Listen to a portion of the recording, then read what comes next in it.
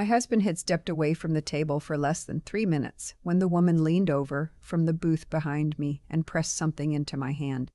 I didn't even see her coming. One moment I was staring at my wine glass, trying to remember the last time my husband and I had actually talked, really talked, at dinner. The next moment there was a folded piece of paper in my palm and a voice so low it barely registered over the ambient noise of the restaurant. "Don't let him see you read that," she said, "and don't go home tonight." She was back in her own seat before I could turn around. I sat very still. The paper felt heavier than it should have. Around me, the restaurant carried on, the clinking of cutlery, a child laughing 2 tables over, the smell of garlic butter and wood smoke from the fireplace near the entrance. We were in Stratford, Ontario, a town I'd always loved for its theater festival and its slow, unhurried pace. My husband had suggested this restaurant specifically. He'd made the reservation 2 weeks in advance. I slipped the paper into my cardigan pocket just as I heard his footsteps returning. "Sorry about that," he said, settling back into his chair with that easy smile he'd always had. 54 years old, and he still had that smile. The one that had made me say yes 31 years ago. "Work thing. You know how it is." I nodded. I knew. I'd been nodding and knowing for years now. His name was Bernard. My name is Odette Cormier, though I'd been Odette Holt since 1994. I was 63 years old, a retired school librarian, and I thought I knew my husband. I did not know my husband. I found that out 3 minutes later, in the restroom, standing under a flickering light with shaking hands and a piece of paper that changed everything I believed about my life. The handwriting was careful, deliberate, the kind of penmanship you don't see much anymore, taught in schools before everything became keyboards and screens. His name isn't Bernard Holt, it's Bernard Kaufman. He has a wife in Moncton, 2 daughters. He's been moving your joint savings into an account under her name. There's a notary appointment booked for Tuesday. He's having you declared mentally incompetent. He's been building the case for 8 months. I know because she's my niece. And she doesn't know about you either. I'm so sorry. I read it 3 times. Then I sat down on the closed lid of the toilet seat and pressed the paper against my chest, like I could absorb what it said and make it untrue.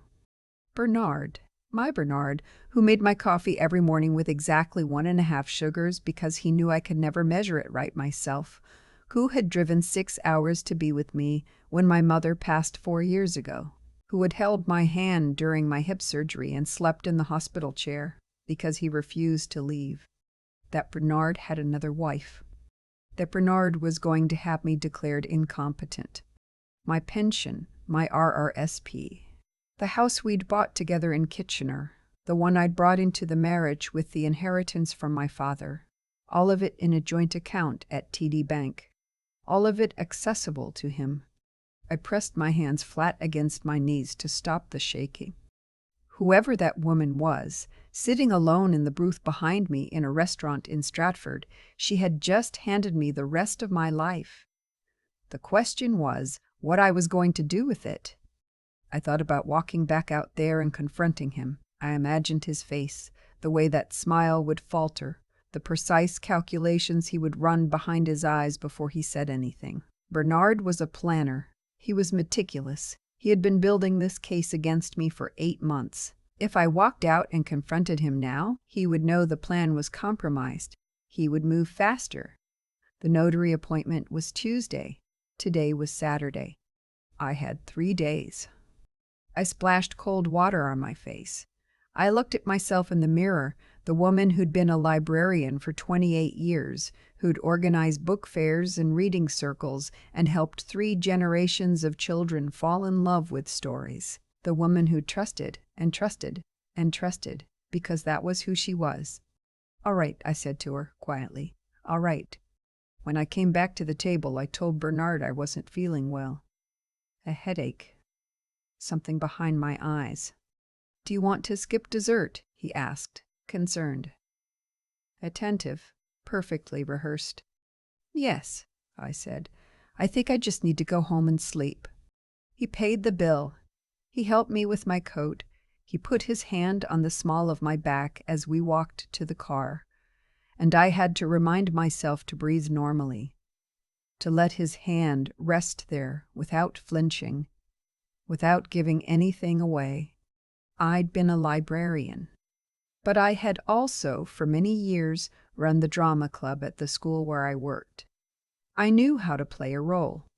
The drive back to Kitchener took an hour and 20 minutes. I looked out the window at the dark fields and the highway lights, and I thought about the woman in the restaurant. I hadn't seen her face.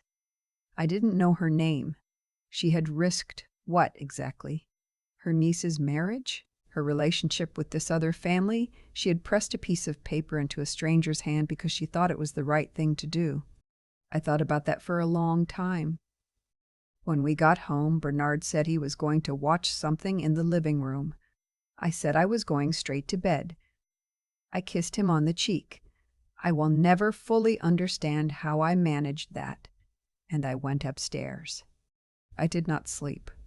I lay in the dark, and I made a list in my head of everything I knew, everything I needed to know, and everything I needed to do before Tuesday. What I knew, Bernard had another life. He was moving our money. He had seen a notary. He had been building a case against my mental competency for 8 months. What I needed to know, what did that case look like? What documents had he created? Who had he spoken to? What I needed to do, I needed a lawyer. I needed to access our accounts before he could freeze them. And I needed to do all of it without letting Bernard know that I knew. At 2 a.m, I heard him come upstairs. I listened to his breathing slow. I waited another 40 minutes. Then I got up very carefully and went to his home office. Bernard kept his office locked. He always had, and I had never questioned it. He was a financial consultant. He dealt with sensitive client information, he'd explained, early in our marriage, and it had made complete sense to me then. It made a different kind of sense now. The key was on his keychain, which he left on the hook by the front door every night. I'd watched him do it 10,000 times. I'd never once considered taking those keys and using them, because it had never occurred to me that I'd need to. I was 63 years old. I was learning things about myself I hadn't known before. The office was neat. Bernard was always neat. I turned on the small desk lamp and stood very still for a moment, taking in the space. Filing cabinet. Laptop. A paper shredder in the corner that I now noticed he emptied frequently. A printer. And on the desk, a manila folder with a name on the tab. My name. Holt, Audette, Capacity Assessment.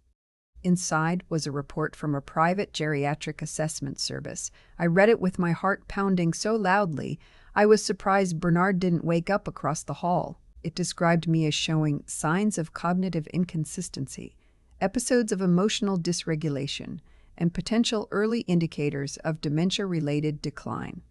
I had never met the assessor whose signature was on the bottom. I had never consented to any assessment.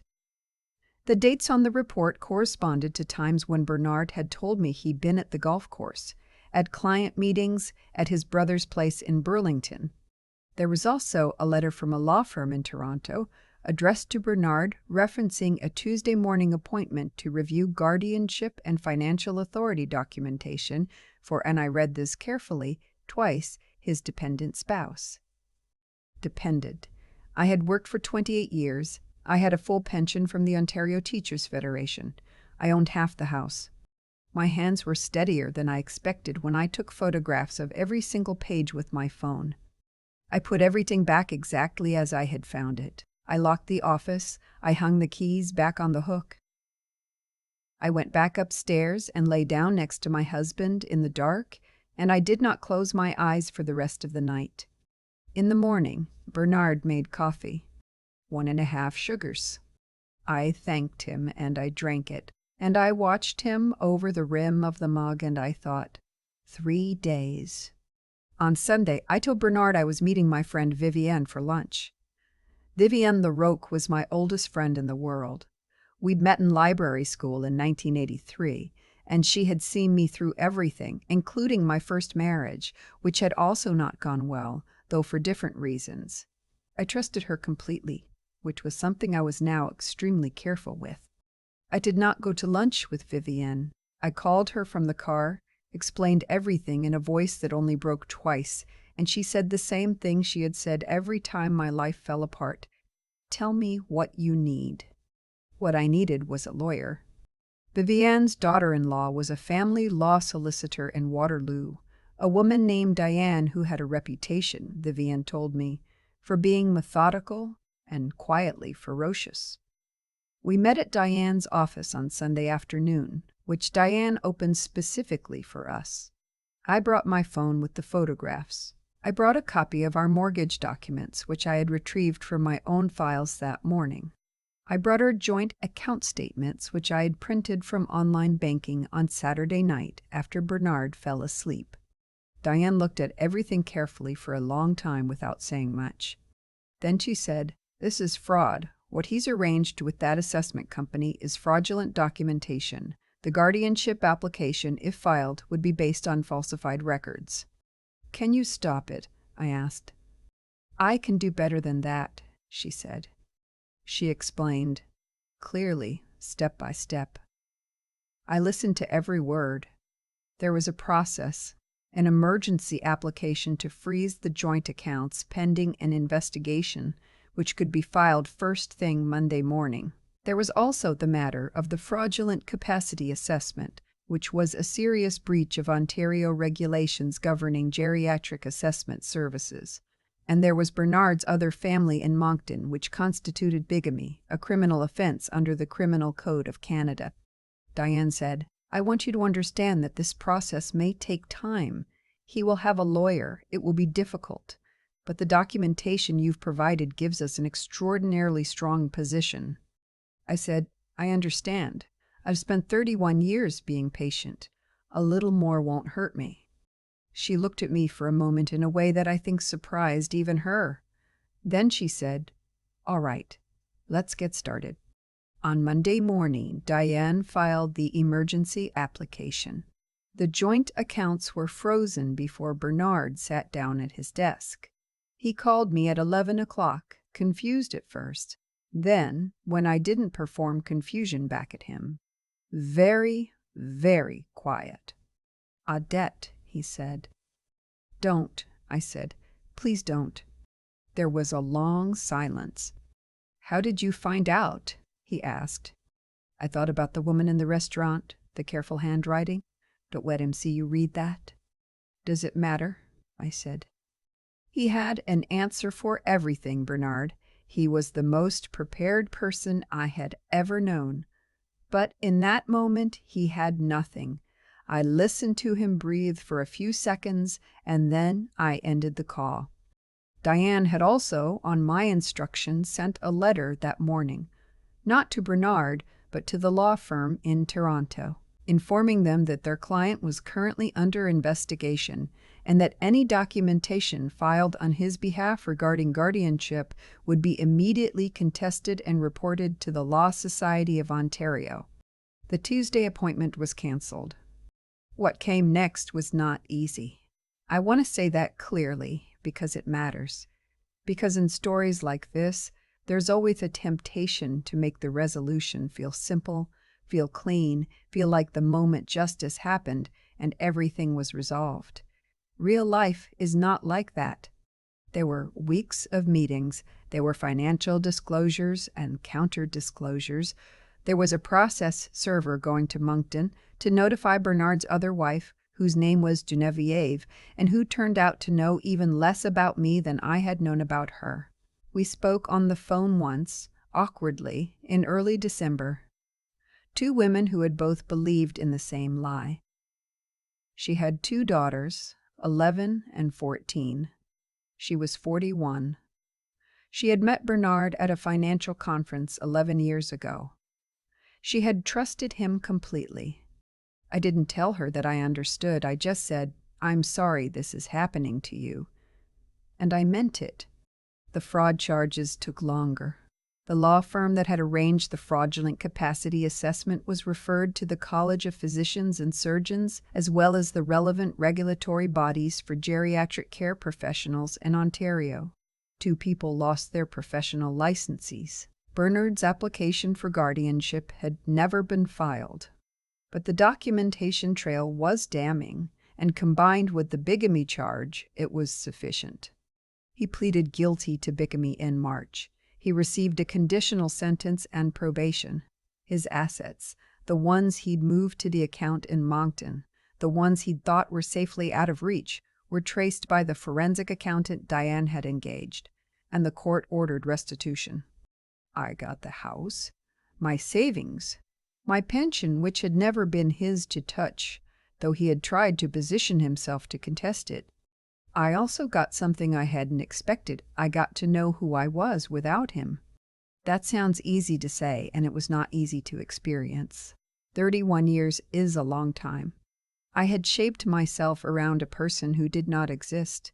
I had to learn which parts of who I was belonged to me, and which parts I had grown to accommodate a fiction. That is a strange and painful thing to do at 63. But I did it. Vivienne helped. Diane checked in occasionally, which surprised me. I think she found the case professionally unusual and personally affecting. My sister, who lives in Halifax, drove to Kitchener in February and stayed for 2 weeks, and we watched movies every night, and she let me talk when I needed to, and we sat in comfortable quiet when I didn't. I started volunteering at the public library 3 mornings a week. It was good to be useful again. It was good to be around books, which have always told the truth, even when people don't. The woman from the restaurant. I never knew her name. I tried once to find her. I called the restaurant and described her as best I could. A woman perhaps 70 or so, gray-haired, alone, sitting in the booth behind the window table. The host remembered her only vaguely. She had paid cash. She had not made a reservation. I think about her often. I think about what it must have taken to do what she did, to recognize what she was seeing, to decide that a stranger's safety mattered more than her own comfort, to write that note, to wait for the right moment, to press it into my hand without being seen. I wonder if she ever knew what happened after. I wonder if she went home that night and thought about the woman she'd warned and whether it had done any good. I want her to know it did. It did everything. There's a particular kind of courage that asks nothing in return. It doesn't announce itself. It doesn't wait to see if it's appreciated. It just acts, quietly, in the 3 minutes when nobody is watching, and then it goes back to its seat and disappears.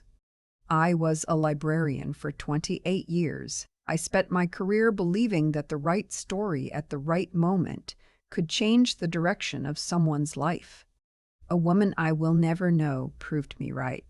I am 63 years old. I own my house outright, and on Tuesday mornings I read picture books to 4-year-olds at the Kitchener Public Library. The room smells like crayons and carpet cleaner, and something that might be apple juice, and the children sit cross-legged on the floor and look up at me with their whole faces open, waiting to hear what happens next. I know the feeling. I keep coming back to that moment in the restaurant restroom, standing under a flickering light, reading a stranger's handwriting for the 3rd time.